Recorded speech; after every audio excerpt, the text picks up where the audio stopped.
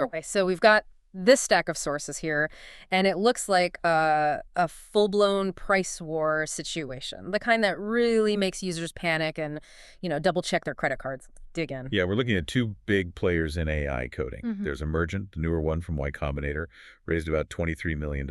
Right, the challenger. And then Replit, the established giant, 30 million users? Huge funding, too. Exactly. Big differences, but weirdly similar problems lately. So our mission really is to figure out which one, if either, you can actually, trust with your money right now. They both seem to have kind of detonated their own pricing models. Hmm. Let's start with Emergent. They launched promising vibe coding for serious builders. Sounds cool, frictionless, right? And they hit, $10 million revenue in just 2 months? Pretty impressive start. It is, and that vibe coding functionally means their AI agents can build like whole full stack apps for you. Databases, authentication, the works, basically from a simple prompt. Yeah. Super powerful premise. But that power came with chaos, didn't it? Isn't that vibe coding really just masking a credit system that's, people are calling it a mystery box? That's what the reports say. Users burning through, I saw one figure, 110 credits in less than a day, with just no idea where it went. And the really wild part, you get charged credits to fix the AI's own mistakes. Is that right? Or when it just gets stuck looping? Yeah, that's the most, say, frustrating detail coming out.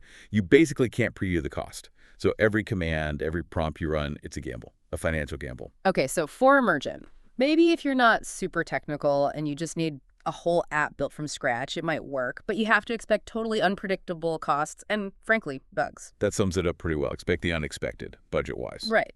Now let's pivot. Replit, the established one, supports tons of languages, massive user base, $250 million raised. You'd expect more stability, maybe. You would think. They rolled out this thing called Agent 3 back in September.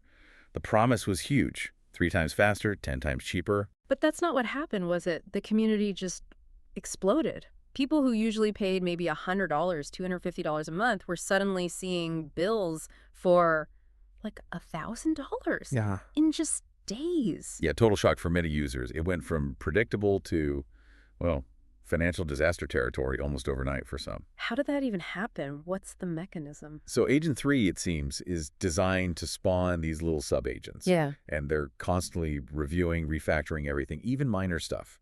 All that background work. It generates tons of intermediate code. And each generation costs money, right? Yeah. Consuming those LLM tokens. Exactly. Token consumption just goes through the roof. We saw specific examples like one developer spent $70 overnight, just gone.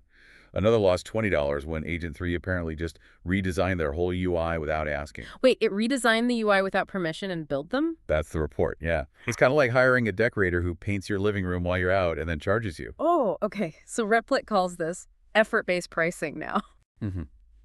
Complex tasks get bundled into these expensive checkpoints.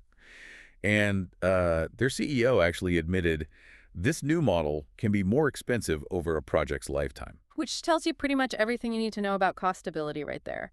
So, okay, what's the path forward for someone learning or building? Well, for Replit, if you already know your way around code, the advice seems to be stick with Replit Core. It's like $20 a month. You get the tools you need, but crucially, without this Agent 3 pricing madness. Okay, so avoid the agent for predictable costs. Right. And stepping back, the shared problem here, it seems, is both companies are using these really confusing consumption-based credit systems, almost designed to be opaque. And they're both sitting on huge piles of venture capital, $30 million for Emergent, $250 million for Replit, yet they're pushing these volatile costs onto users. It feels like they're prioritizing really aggressive revenue capture over building user trust right now, even with those massive funding runways subsidizing things. Yeah. So the bottom line for you, the user, seems to be, whichever platform you might be leaning towards, you have to monitor your credit usage obsessively. Like, set hard caps, especially with Emergent.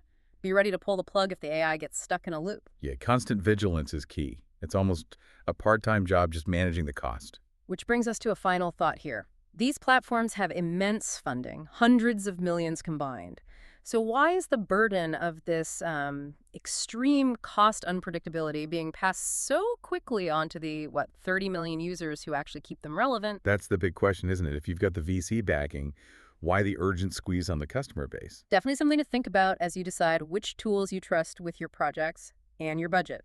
Are you paying a predictable rate, or are you essentially betting on the AI's mood that day? Thanks for taking this deep dive with us.